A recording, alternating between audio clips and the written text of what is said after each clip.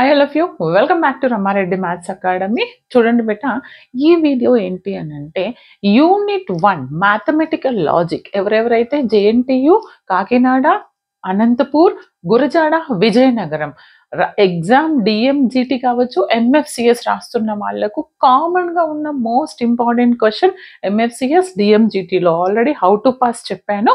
ఈ 3 యూనివర్సిటీస్కి కావాలంటే డిస్క్రిప్షన్లో హౌ టు పాస్ వీడియో ఉంది, అక్కడికి వెళ్ళి చెక్ చేసుకోండి. డామ్ షూర్ క్వశ్చన్ అని చెప్పాను కొన్ని. అందులో ఒక క్వశ్చన్ ఏంటి అని అంటే valid argument or not, proof or disproof for the given valid argument అని అడుగుతారండి. ఇక్కడ ఏమని ఇచ్చారంటే చూడండి, నేను ఎలా చేయాలి అలాంటివి శాంపుల్ కొన్ని క్వశ్చన్స్ మీకు చెప్తూ ఉంటాను. ఇది ప్రీవియస్గా రిపీట్ అయిందండి. ఏంటిది, test the validity of argument అన్నారు, కానీ మనకి ఎగ్జామ్లో proof or disproof of the valid argument అని మీకు ఇస్తారు. ఇదంతా ఇస్తారు.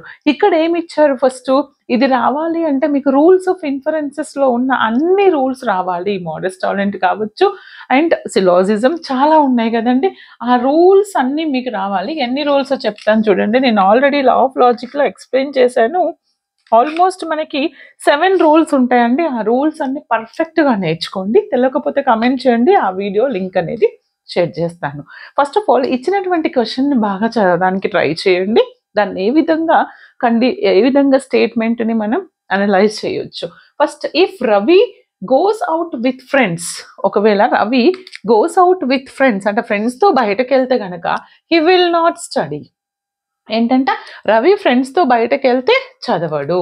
అండ్ ఇంకొకటి ఏంటిది, if Ravi does not study, Ravi కనుక చదవకపోతే హిజ్ ఫాదర్ బికమ్స్ యాంగ్రీ, అంటే వాళ్ళ డాడీకి కోపం వస్తుంది. అదొకటి. His father is not angry. Okay, అంటే దీనికి ఏంటిది, నాకు ఇది నెగేషన్ స్టేట్మెంట్ ఇచ్చారు. ఫైనల్గా రిజల్ట్ ఏంటిది, Ravi has not gone out with friends.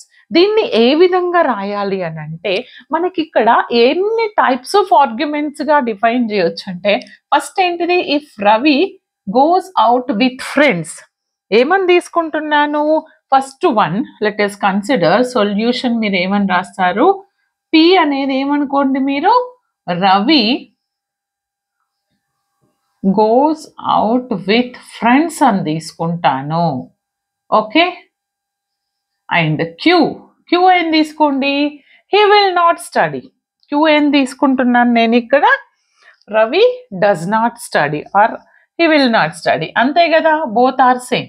Okay, Ravi does not study. And next R ఏం తీసుకుందాం, ఫాదర్. ఏంటిది అది, రవీస్ ఫాదర్ బికమ్స్ యాంగ్రీ. కనిపిస్తుందా, Ravi's father, his father gets angry.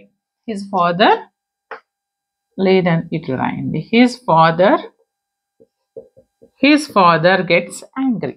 ఇప్పుడు మీరు దీన్ని స్టేట్మెంట్స్ వైజ్గా ఇచ్చినటువంటి దాన్ని ఎలా రాయొచ్చు అని అంటే చూడండి, ఇక్కడ రాస్తాను, క్లియర్గా రాయండి. First, Ravi goes out with friends అంటే ఏం తీసుకున్నాను, పి. రవి ఫ్రెండ్స్తో బయటకు వెళ్తే రవి ఏం చేస్తాడు, హీ విల్ నాట్ స్టడీ, అంటే రవి డస్ నాట్ స్టడీ, అంటే ఫ్రెండ్స్తో బయటకు వెళ్తే రవి చదవడు. P implies Q. And next, Ravi does not study అంటే ఒకవేళ క్యూ అనుకోండి, రవి అనేది చదవకపోతే his father becomes angry. His father becomes angry అనేది ఆర్ అనుకుంటాను. అనుకుంటే తర్వాత ఇంకొక స్టేట్మెంట్ ఏమి ఇచ్చారు, his father is not angry. Angry అంటేనేమో ఆర్ అన్నాను, మరి నాట్ యాంగ్రీ అంటే నాట్ యాడ్ చేస్తే స్టేట్మెంట్ నేను ఏమంటాను, negation of that statement. Okay, ఫైనల్గా నాకేమొస్తుంది, therefore Ravi does not gone out with friends. Ravi ఫ్రెండ్స్తో బయటకు వెళ్తే పి అంటున్నాను, డస్ నాట్ గాన్ అవుట్ అంటున్నారు. డస్ నాట్ అంటే ఇచ్చినటువంటి స్టేట్మెంట్కి నాట్ యాడ్ చేశాను, అంటే నెగేషన్ ఆఫ్ పి. పి అంటే Ravi goes out with friends, Ravi does not goes out అంటే నెగేషన్ పి. మరి మీకు ఏం అర్థమవుతుంది, ఈ స్టేట్మెంట్స్ అన్నీ చేయాలంటే మీకు 6 రూల్స్ అనేవి తెలిసి ఉండాలి. చూడండి ఇక్కడ రాయొచ్చా ఏంటా రూల్స్ అనేదంటే చూడండి బెట్ట ఇది 1 by 1 రాయాలి మీరు ఇట్లా ఫస్ట్ అనలైజ్ చేయండి తర్వాత మ్యాథమెటికల్గా రాయండి మరి దీనికి ఏమైనా లాజిక్ ఉందా అని అంటే చెప్తాను మనకి తెలుసు ఒకటేంటి అని అంటే ఫ్రమ్ దీస్ టూ మనకేమని తెలుసు P implies Q and Q implies R దీన్ని నేను ఏం రూల్ అంటాను దీన్ని ఏమంటాను law of rules of syllogism okay మరి రూల్స్ ఆఫ్ సిలాజిజం ఏం చెప్తుంది నాకు P implies Q Q implies R అయితే ఇండైరెక్ట్ గా ఏమవుతుంది దిస్ P implies R అది ఇక్కడ అప్లై చేయండి మోడస్ట్ టాలెంట్ రూల్ అప్లై చేస్తాను అప్లై చేస్తే sorry rules of syllogism apply చేస్తే ఇది ఏమవుతుంది నాకు ఇక్కడ ఏమవుతుంది P implies R అవుతుంది ఇక్కడ ఏంటిది నెగేషన్ R ఇది యాజ్ ఇట్ ఈస్ తీసుకోండి ఫైనల్ గా రిజల్ట్ నెగేషన్ P మరి ఇది ఏ రూల్ ని రిప్రజెంట్ చేస్తుంది ఏ రూల్ ని రిప్రజెంట్ చేస్తుంది అని అంటే P implies Q R ని Q అనుకోండి P implies Q అనేది ట్రూ అయితే నెగేషన్ Q అంటే Q అనేది ఫాల్స్ అయితే నెగేషన్ P అనేది ఫాల్స్ అవుతుంది P implies since from which rule modus tollens rule ఏం చెప్తుంది నాకు P implies Q is true Q is false then P is false from our which rule modus tollens rule therefore this is a valid argument ఈ విధంగా చెప్పాల్సి ఉంటుందండి అంటే మీకు rules అన్నీ వచ్చి ఉండాలి okay next one more example just note down